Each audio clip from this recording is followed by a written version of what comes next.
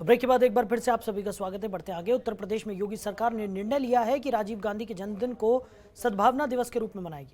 इसको लेकर कांग्रेस की प्रतिक्रिया सामने आई है। कांग्रेस नेता दीपक सिंह ने योगी सरकार के कदम को अच्छा निर्णय बताया, लेकिन साथ ही कहा कि बीजेपी भले ही कुछ भी कर ले, महान विभूतियों का काम हमेशा याद रखा जाएगा। सरकार ने निर्णय लिया है कि राजीव गांधी जी के जन्म दिवस पर सद्भावना दिवस मनाया जाएगा। हमारे साथ मौजूद हैं दीपक सिंह जी, एमएलसी हैं और कांग्रेस के वरिष्ठ नेता हैं। सर, लगातार जो है अब राजीव गांधी जी की याद आ रही है, आज जो है सद्भावना दिवस मना रही है योगी सरकार, कैसे देखते हैं? देखिए, अगर कोई सरकार, कोई संगठन अच्छा काम करता है तो हम उसे धन्यवाद भी देते हैं।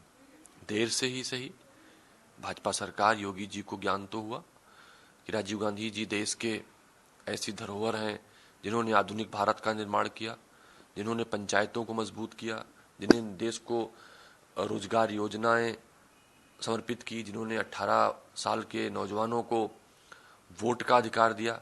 एक नए भारत का, एक अगर हम कहें, एक जो आज जिसके दम पर हिंदुस्तान चल रहा है, इलेक्ट्रॉनिक सिस्टम, आधुनिकता को जन्म देने वाले का नाम सद्भावना दिवस के रूप में मनाने का निर्णय लिया, तो धन्यवाद दूंगा और ये उनसे अनुरोध भी करूंगा कि ईश्वर उनको ऐसे ही ज्ञान देता रहे और महापुरुषों का अपमान करना बंद करके उनको याद करते रहे। लेकिन वहीं अगर बात की जाए कि केंद्र सरकार ने जो है खेल रत्न, राजीव गांधी खेल रत्न का जो अवार्ड था उसका नाम बदल दिया गया था, क्या लगता है कि प्रदेश और केंद्र दोनों ही एक दूसरे से सामंजस्य नहीं बैठ पा रहा है? एक जगह राजीव गांधी जी का नाम हटाया जा रहा है, दूसरी जगह लाने की बात की जा रही है। भारतीय जनता पार्टी के लोगों ने पहले गांधी जी से लड़ने की कोशिश की थी। बहुत सारे इनके अग्रणी संगठनों ने गांधी जी का अपमान करने की कोशिश की थी, लेकिन गांधी जी का व्यक्तित्व इतना बड़ा था कि भारतीय जनता पार्टी उनसे लड़ नहीं सकी, समर्पण करके गांधी जी का नाम बार बार जपती है।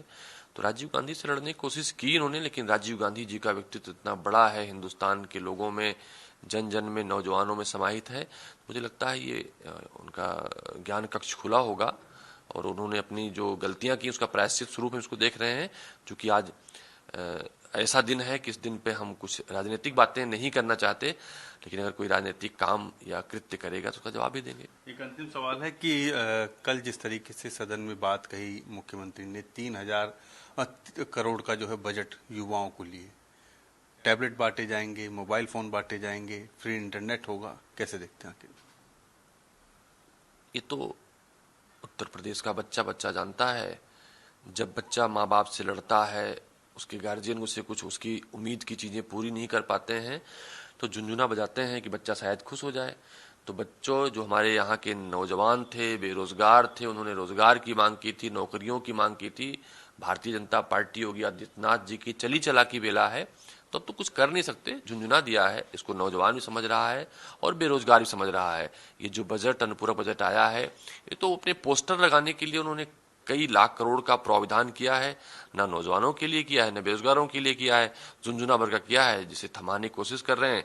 लेकिन जो बेरोजगार है, पढ़ा लिखा है, इनको जवाब दे देगा 2022 में।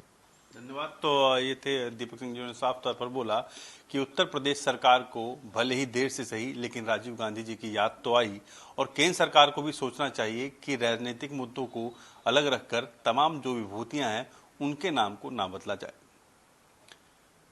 शैलेश पांडे के साथ रामनुज भट्ट, जनतंत्र टीवी, लखनऊ। खबरों के निष्पक्ष विश्लेषण के लिए सब्सक्राइब करें Jantantra TV and press the bell icon. Never miss any update.